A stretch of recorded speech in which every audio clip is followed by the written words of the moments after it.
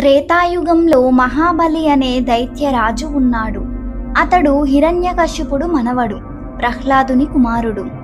మహాబలి చాలా ధర్మపరుడు, దానశీలుడు, ప్రజలను సంతోషంగా ఉంచే పరిపాలకుడు. కానీ అతని బలంతో అతడు దేవతల రాజైన ఇంద్రుని ఓడించి స్వర్గాన్ని కూడా దక్కించుకున్నాడు. దుర్వినియోగం కాదు, కానీ అతని మహత్తు వల్ల సర్వలోకముల సమతుల్యత భంగమవుతుంది అనే భయం దేవతలకు కలిగింది.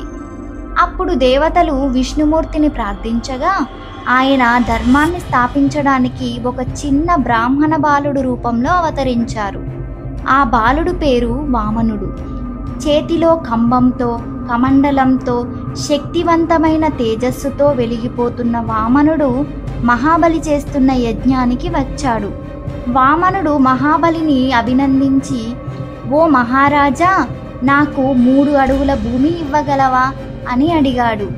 అది చిన్న కోరికగా అనిపించి మహాబలి వెంటనే ఒప్పాడు. కానీ గురువు శుక్రాచార్యుడు అడ్డుపడ్డాడు.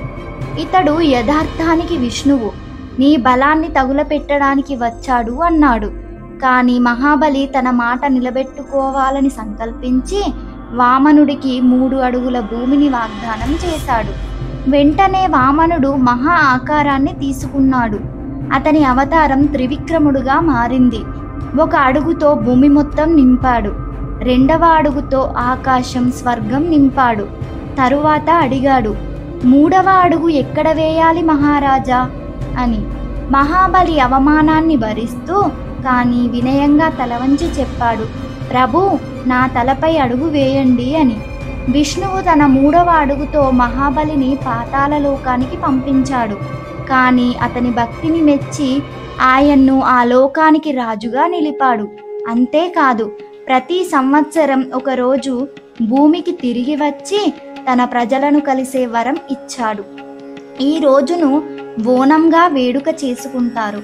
ముఖ్యంగా కేరళలో ఇది మహాబలికి ఘన నివాళి.